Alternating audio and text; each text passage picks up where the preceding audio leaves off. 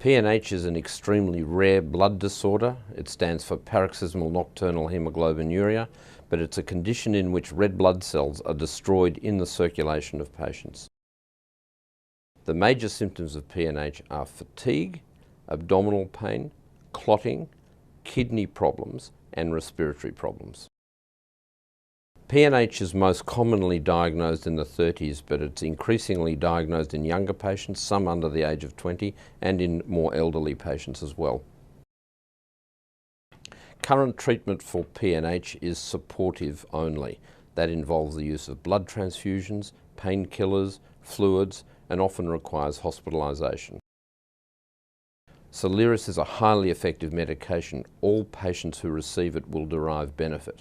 There's an overall reduction in the requirement for transfusion, a major reduction in the risk of clotting, and a significant improvement in quality of life in all patients who receive it.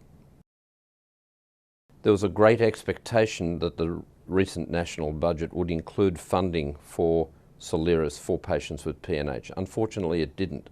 That means that the current patient population is living with great uncertainty about when treatment might be available for them.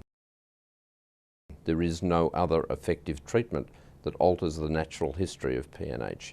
There are some patients in the country already receiving it on a compassionate program, and one has to wonder how long that can continue in the absence of funding for the medication. It's very distressing as a doctor caring for these patients to know that there is effective, very effective treatment available for these patients elsewhere in the world and not for our Australian patients who contributed to the data that has resulted in its approval elsewhere. PNH is a very severe disease that is life-threatening in about a third of the patients that are diagnosed with it. They usually die of clots, not only in the legs and lungs, but also in many other organs in the body. PNH can cause damage to many different organs, so that it can cause kidney failure, it can cause liver failure, it can cause severe lung problems. Some patients develop strokes, so it has many, many manifestations. PNH is a very rare disorder, so that in Australia there are less than 100 patients currently identified that have this disease, and about 50 of them are severely affected. Soliris is a drug that is an effective treatment for PNH, but it is not funded for use by Australian patients. It is available in approximately 25 overseas countries. Soliris works in PNH by preventing the destruction of the red blood cells by the person's immune system.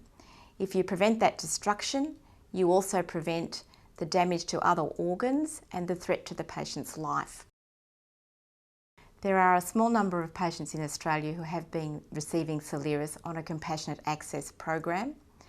These patients have experienced a dramatic improvement in their quality of life. Many of them have been able to return to work after receiving the drug, and they also haven't had the life-threatening complications that are seen in patients who have not received the drug. Currently, the patients have no access to Soliris around the country. I know that there are several patients in Australia at the moment who are seriously unwell and whose life is at risk within the next 1 to 2 months if they do not promptly receive this drug. PNH certainly is life-threatening. In fact, 35% of patients will die within 5 years of diagnosis without treatment. That is why treatment is so important. PNH significantly impacts upon patients' lives every day, from the simplest tasks such as walking the dog to more important life decisions such as starting a family, being able to continue to work and maintain a normal social life. People are surviving merely on the donations of blood from other giving Australians. Only 23 patients in Australia have access to Soliris through the company's compassionate use program, which leaves many more out in the cold. Although those patients currently on treatment, their future is uncertain given that there's no funding forthcoming from the government at any time. And commercial realities of the situation means that eventually the company will have to stop funding treatment. It's imperative that the government funds this treatment. There are many Australian patients who are in desperate need of this treatment, several of whom will probably die without it. Well, through our lobbying activity, I received very positive indications that Soliris would be funded in a bipartisan manner and not become the victim of political fix. So I was devastated to hear that Soliris was not funded in the budget and was deferred for political reasons. In February 2009, Soliris was approved for administration by the TGA, and in March 2009, the PBAC recommended it for funding through the Life-Saving Drugs program. So there's really no good reason why funding wasn't provided for in the recent budget. Although there are only a few of us, I don't believe that our lives are any less important to those who suffer from more common diseases. I was actually diagnosed earlier this year in January. I had experienced some symptoms earlier on, about 6 months prior, but it finally came to a head with the severity of them.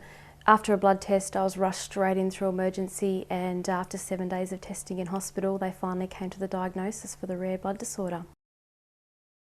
It was just horrific. I felt like my whole world had been flipped up and tipped out, and I was only 28. It was just really heartbreaking. Really, for someone of my age, it's crippling. You can't enjoy the quality of life that you should be able to. Sadly, without the medication, I've been advised that it's too risky to go down the road of trying to start a family. I really need to be medicated for my body to be able to cope with pregnancy and for no harm to be done to the baby. At the moment, I'm treating PNH through mainly blood transfusions, and they're happening about every 3 to 4 weeks. I'm going in and getting about 3 bags of blood. It's the only way my body's coping. It's not the best treatment, and it's really frustrating knowing that there is a better treatment out there and I can't access it. The length of my life expectancy will be chopped in half, so I can't go on with that knowledge, living with that every day, knowing that that's just because a decision the government has made. I no longer get to live a full and healthy, happy life. Life-saving. In one word, the funding of this Soliris drug would have been life-saving for me. I am absolutely terrified and angry that they haven't funded it. I can't believe that they're putting a price on one of their citizens' lives. When this new medication was left out of the budget, I was in shock and devastated. Scared. I mean, what's going to happen when that time comes, and how long before that actually comes. I don't know. I don't want to know, to be honest.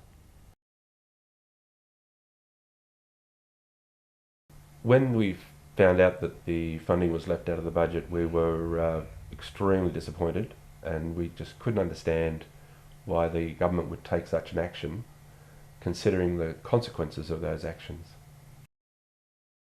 The lengths that I'd go to would be anything that I can do to preserve my daughter's life, and that means selling the house to fund the drug ourselves.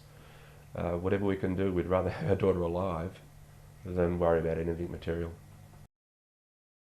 What I'd say to the decision makers is, when you're looking at the numbers, they're not just numbers on a bit of paper, they're actually people.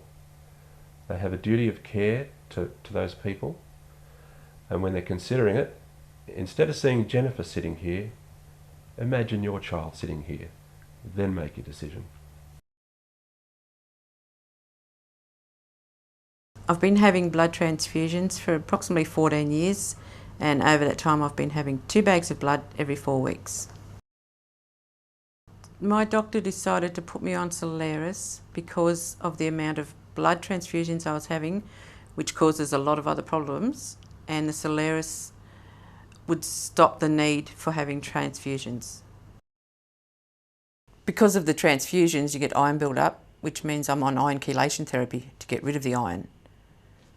So which hopefully means I won't have a heart attack and drop dead, the kidneys won't pack it in, my liver won't pack it in, because as fast as I'm getting haemoglobin in, I've got to get the iron out.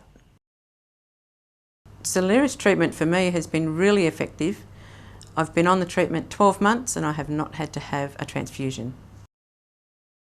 Very important to me that the government gets behind it. If I don't have Soliris, I go back to having transfusions every 4 weeks. Then my health goes downhill, everything goes downhill, lifestyle, the whole lot. A company that makes a drug can afford to supply it to people. Why can't the government afford to supply it? There's not that many people in Australia with it. So I'm sure they can find the money somewhere. I'd say you want to walk in my shoes for a little while, see how I feel. Then you might think about things.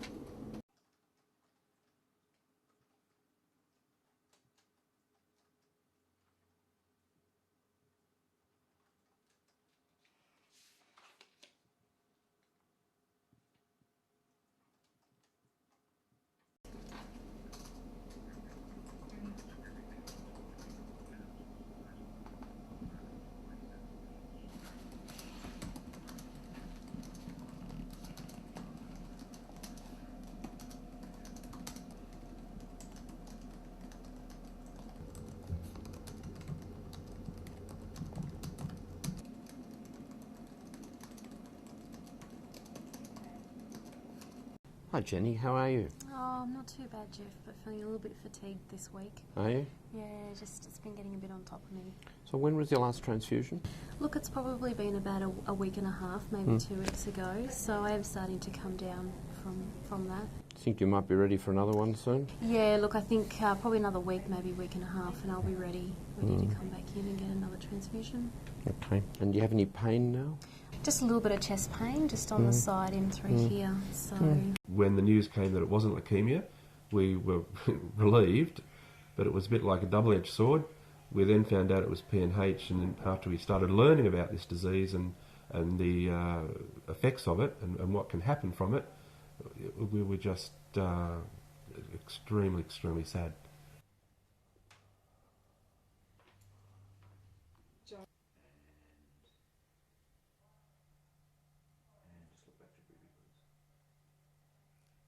How do you feel today? today I feel a little bit tired, Yeah. even after having a good night's sleep. So with the Emliclean, just makes it a bit more Numbs the pain pleasant. a bit. But we'll see how we go. I have to drink lots of